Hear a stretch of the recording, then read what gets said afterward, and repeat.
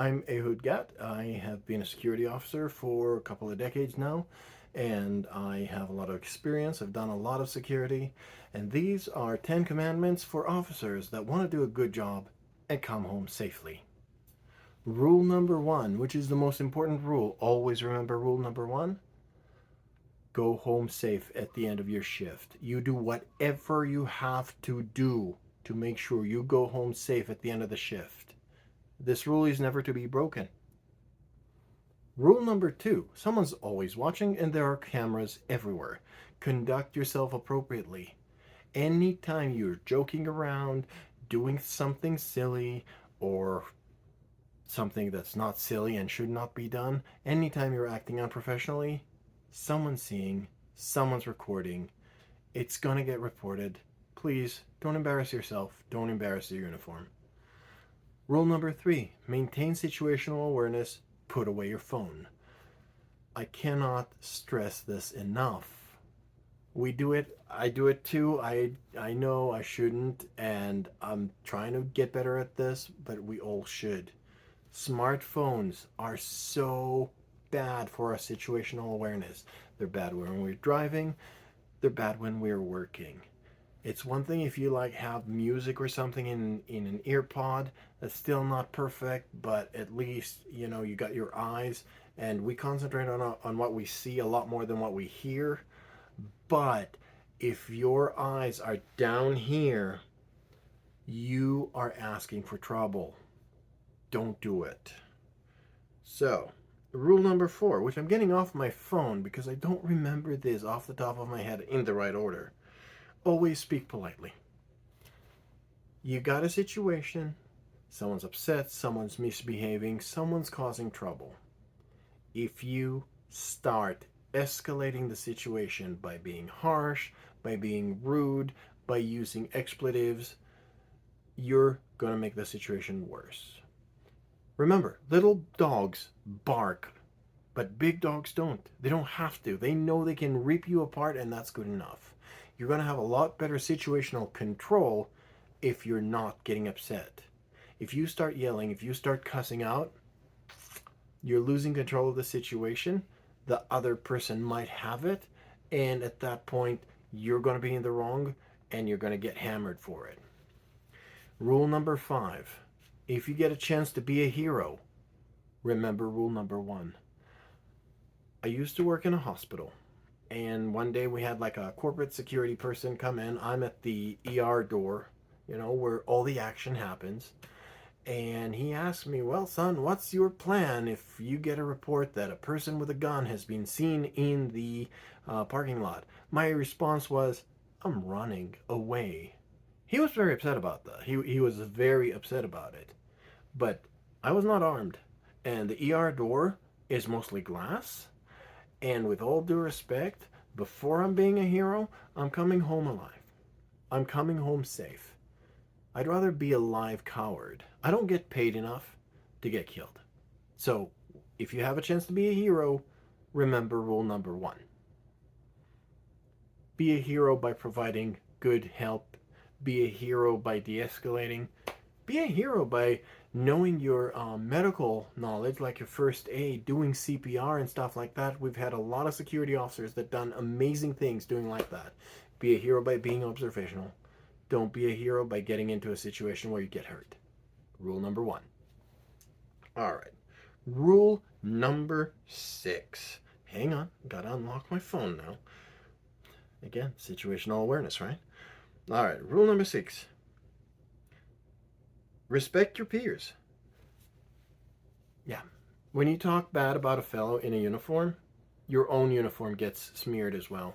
When someone, a client, employee, a visitor, a guest, a customer, whatever, comes and they talk smack about someone wearing the same uniform as you do, even if inside you agree with that person, there's a time, there's a place, and there's a way. Because if you start saying, well, the other guy, yeah, he's a twerp. He really is not a good security officer. We all hate him. You're shitting on your own team. That's your team that you're shitting on, and they'll remember. They'll remember that everyone wearing the same uniform, including you, who probably were much better professional than the guy they were shitting on, they'll remember that you weren't good. All right. Rule number 7. You're going to love this one. It's always easier to escalate than de-escalate. This goes back to the same, be polite, but it's a point that I can't stress enough. When you start escalating a situation, when you go accusing, when you're yelling, when you're saying you did something, that person did something, whatever, you're going to basically be pouring fuel on the fire. And while it might feel good to point and blame and accuse, at the end of the day, you're escalating the situation. It could go somewhere you don't want it to go. And honestly, it's probably not worth it. Look, if they are complete and utter assholes, they're breaking the rules, follow policy. Call the cops if you need to. Tell them they're not welcome on property anymore as agent of the management, and then call for trespassing if need be. But don't escalate the situation. You never know where it's going to end, and it might lead to a violation of rule number 1. And remember, rule number 1 is never to be broken. All right. Rule number 8. That's one that's a little controversial with people that don't understand the industry. But reports. Reports are your way to show your employer that you are doing your job. In almost all security jobs, you gotta put in daily activity reports and incident reports and all kinds of reports. And it's tedious and it's boring, and a lot of time it's lengthy. And you'd rather be out there and patrolling and doing your work than sitting in some back office and writing reports. But the reality is that writing reports is part of your job, and it's the way you show those people sitting in cushy offices somewhere that you're actually on the job. See, they're not seeing you. They're not seeing what you're doing. They're not seeing the hundreds of interactions you have with people. They're not seeing how you're checking doors.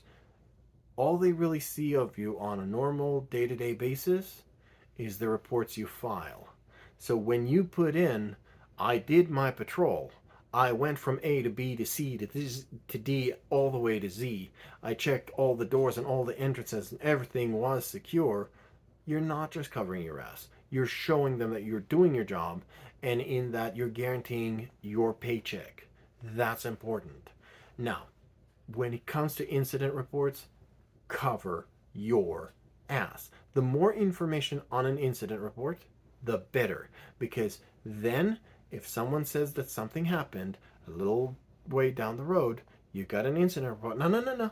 I wrote this, I wrote this on the day of, and my memory was fresh, my memory was clear. Here's all the factual information. And that will help you. And I gotta tell you, I have had a situation where I called the police on probation violation trespassing in a property that I was protecting. The person was arrested for a violation of his probation and trespassing. The no trespass there was part of his probation terms, so that's why it was a probation violation, no trespass. And about half a year down the road, he's actually going on a bench trial for a probation violation, and I'm called to the stand to testify. It's been half a year. I had vague memory of the incident, but I can't say I remembered all the details. Well, I had a very detailed incident report that I submitted to my employer, that I submitted to the client, that I submitted to the police, and then I was able to submit it also to the district attorney for the court case, and I was also able to read it and refresh my memory. Reports are your friends. I know they're boring as shit, but trust me on that. Rule number 9. That's a good one. If the troublemakers hate you, you're doing something right. I'll never forget, I worked at a public property, well, not a public, but a property open to the public, and we used to have issues with kids like skateboarding in the back in areas that were employee only. And I just got the job. I was told to keep an eye out for that. And on my second day of the job, I'm walking down there, I'm doing my patrol, and there's a bunch of kids and they're skateboarding. I politely asked them not to. They look at me, and the first thing one of them said was, "Hey, who are you? What happened to Homie Sam?" Which was the previous security officer, who apparently was a homie and never bothered them. If you're a homie with people that are doing things they're not supposed to be doing, that's not a good look. If the troublemakers hate you, and they will if you do your job right, then you are doing something right. I had a lot of people dislike me over my long career. Some of them probably still dislike me. I had people threaten to sue. Oh my gosh, I had so many things. But all it really shows you is that I was doing my job. I was getting in the way of people doing things they shouldn't be doing. And that's our job as security officers. Finally, it's a little banal, but the 10th commandment is few people will appreciate you until they need you.